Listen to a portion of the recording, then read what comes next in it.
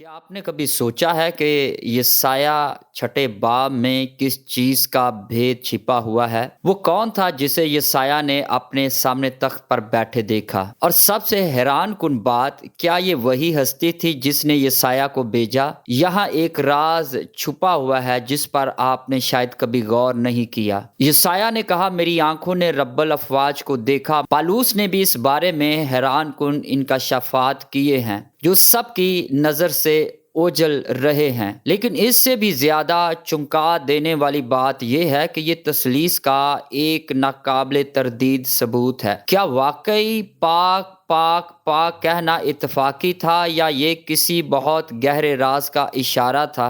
और जब खुदा कहता है मैं किसको भेजूं और वो कौन हमारे लिए जाएगा, तो वो हम कौन हैं? आप शायद सोच रहे होंगे कि ये सब क्या मतलब रखता है। चलें आज हम इन सब भेदों पर से पर्दा उठाते हैं। अगर आप हमारे चैनल पर नए हैं तो हमारे चैनल को ज़रूर सब्सक्राइब करें और बेल के बटन को ज़रूर क्लिक करें ताकि हर आने वाली नई वीडियो का नोटिफिकेशन आपको बर वक्त मिल सके। अगर आज की वीडियो आपको पसंद आती है तो वीडियो को ज़रूर लाइक कीजिएगा और नीचे कमेंट्स में अपने ख्यालात का ज़रूर इजहार कीजिएगा ताकि हम जो है वो आने वाले दिनों में इससे भी ज़्यादा गहरे खुदा के कलाम के मुकाशफात आपके साथ शेयर कर सकें। आए वीडियो का आगाज़ करते हैं।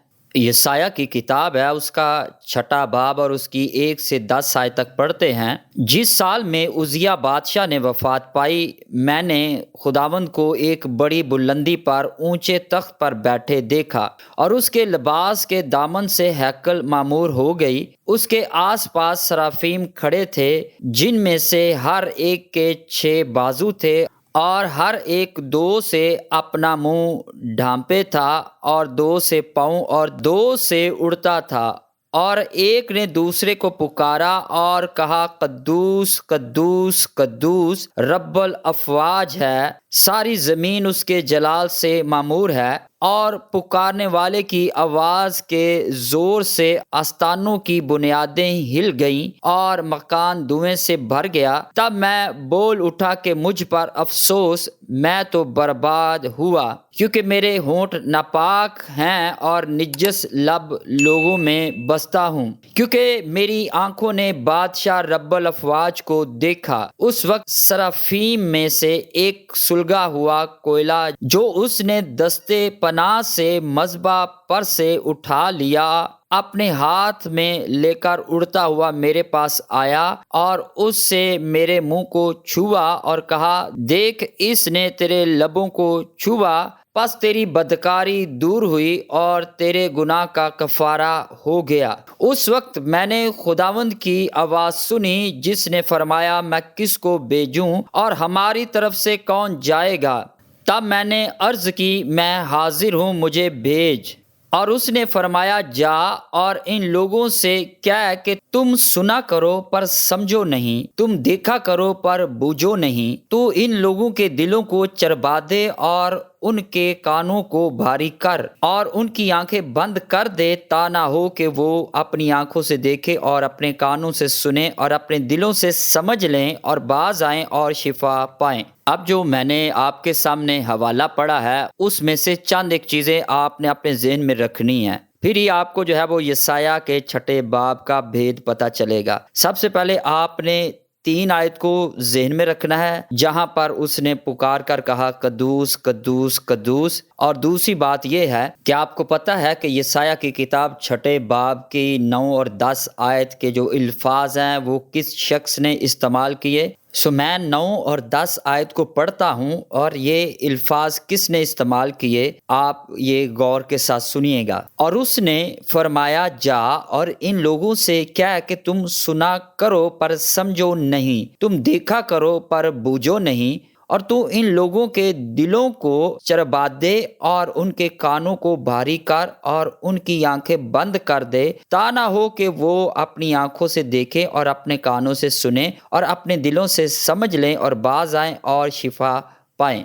और ये अल्फाज जो हैं ये पालूस रसूल ने जो है वो इस्तेमाल किए। आए नए अहदनामा में से पढ़ते हैं। इमाल की किताब 28वां बाब है, 25 आयत से 28 आयत तक पढ़ते हैं। लिखा है, जब आपस में मुत्तफिक ना हुए तो पालूस کے اس ایک بات کے کہنے پر رخصت ہوئے کہ روح القدس نے یسایہ نبی کی معرفت تمہارے باپ دادا سے خوب کہا کہ اس امت کے پاس جا کر کہہ کہ تم کانوں سے سنو گے اور ہرگز نہ سمجھو گے، اور اپنی آنکھوں سے دیکھو گے اور ہرگز معلوم نہ کرو گے، کیونکہ اس امت کے دل پر چربی چھا گئی ہے اور وہ کانوں سے اونچا سنتے ہیں اور انہوں نے اپنی آنکھیں بند کر لی ہیں، کہیں ایسا نہ ہو کہ آنکھوں سے معلوم کریں اور کانوں سے سنیں اور دل سے سمجھیں اور رجوع لائیں اور میں انہیں شفا بخشوں۔ اب یہاں پر ہم دیکھتے ہیں پالوس رسول کے مطابق پالوس کیا کہتا ہے 25 آیت میں، روح القدس نے یسایہ نبی کی معرفت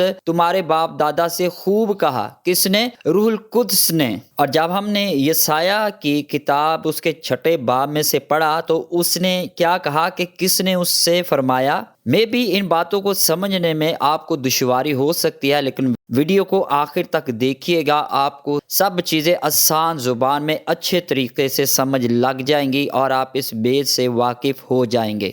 جب آپ یسایہ کی کتاب 6 باب کی 8 آیت کو پڑھتے ہیں تو لکھا ہے کہ اس وقت میں نے خداوند کی آواز سنی۔ یہاں پر یسایہ کیا کہہ رہا ہے؟ اس نے خداوند کی یا رب الافواج کی آواز سنی، اور پالوس کے مطابق کیا ہے کہ وہ روح القدس جو ہے وہ یسایہ سے بات کر رہا تھا۔ اب یہ دونوں چیزیں آپ کو ذہن میں رکھنی ہے۔ آگے جیسے ہم جو ہے وہ ویڈیو کو جو ہے وہ کنٹینیو کرتے ہیں، آپ جو ہے وہ ساری چیزوں کو یاد رکھیے گا، کیونکہ یہ بیت جو ہے وہ آپ کی زندگی کو تبدیل کرنے والا ہے۔ جب آپ یسایہ کی کتاب 6 باب کو پڑھیں گے تو اس کی پہلی آیت میں لکھا ہے کہ کیا ہوا کہ میں نے ایک اونچے تخت پر بیٹھے ہوئے ایک شخص کو دیکھا، یعنی خداوند کو دیکھا۔ جب اس شخص کو اس نے دیکھا، اس ہستی کو دیکھا، تو وہ رب الافواج تھا، اور اس نے جو ہے وہ یسایہ کو حکم دیا کہ بنی اسرائیل سے یہ کہہ، کون سی 9 اور 10 آیت۔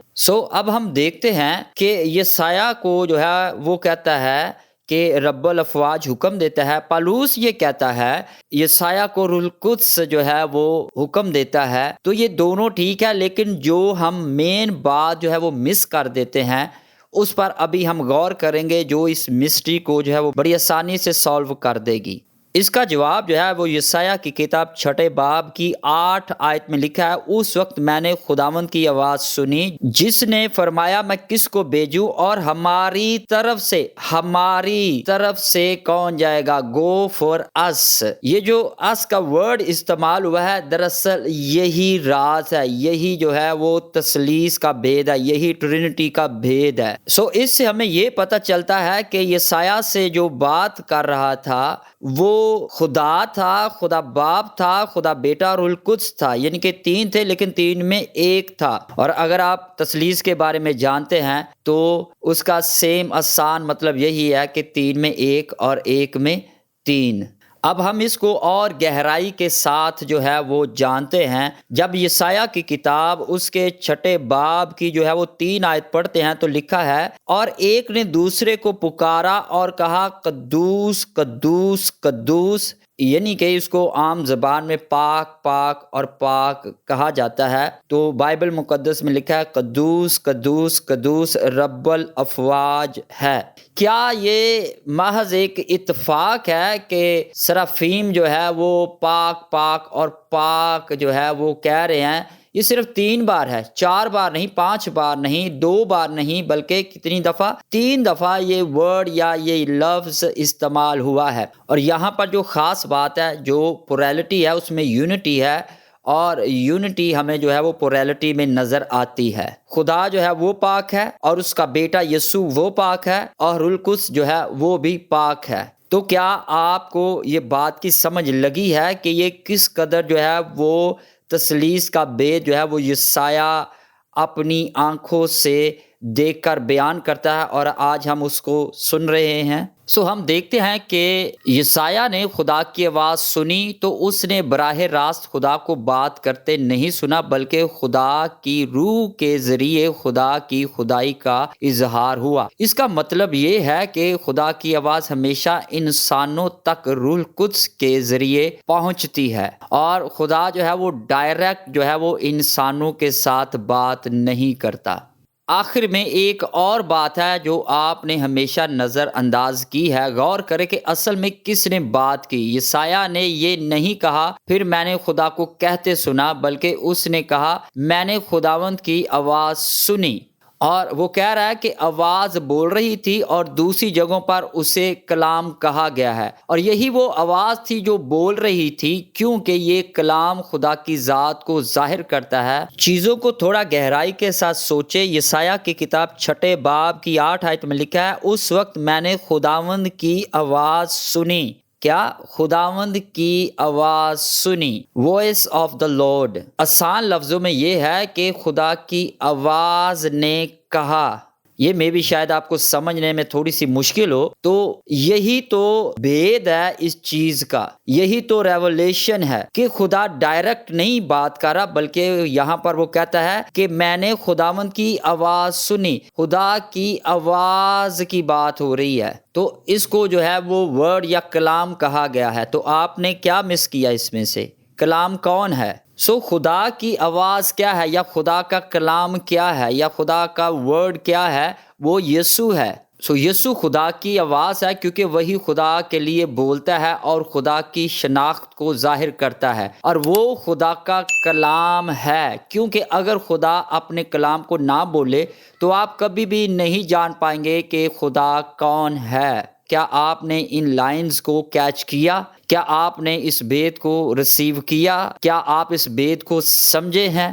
یہ رب الافواج کی آواز تھی جو بول رہی تھی، اور یہ آواز خدا کی شخصیت کی عکاسی کرتی ہے. یہ وہی کلام ہے جو اب تثلیث کے ذریعے ظاہر ہو رہا ہے. یہی وجہ ہے کہ یسایہ کے ارامی یا عربک ترجمے میں جب یہودیوں نے اس کا ترجمہ کیا تو انہوں نے لکھا کہ یہ رب الافواج کے کلام کی آواز تھی جو بولی. جونتھن بن عزیل جس نے جو ہے وہ عبرانی متن کا جو ہے وہ ارمک میں جو ہے وہ ترجمہ کیا تھا، اس کے بارے میں بھی میں آپ کو تھوڑا سا بتا دیتا ہوں. یہ ایک ارمک مترجم تھا جس نے یسایہ کی کتاب کا ترجمہ جو ہے وہ ارامی زبان میں کیا تھا، اور یہ ترگم اور پیرافریز کہلاتا ہے، جو بائبل کے عبرانی متن کا ایک ارمک میں ایک ارامی میں ترجمہ تھا. ترگم کی یہ شکل خاص طور پر یہودیوں میں استعمال ہوتی تھی جو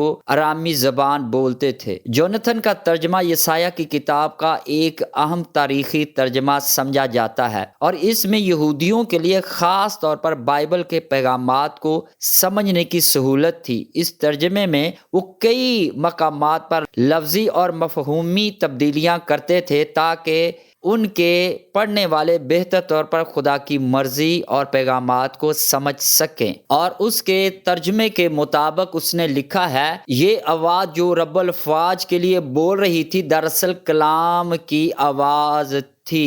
اور جب آپ اس کو انگلش میں پڑھیں گے تو لکھا ہے کہ "And I heard the voice of the word of the Lord". اب آپ غور کریں، یسایہ نے تخت پر کس کو بیٹھے دیکھا؟ یہودیوں نے کہا کہ یسایہ نے تخت پر بیٹھے ہوئے رب الافواج کے جلال کو دیکھا.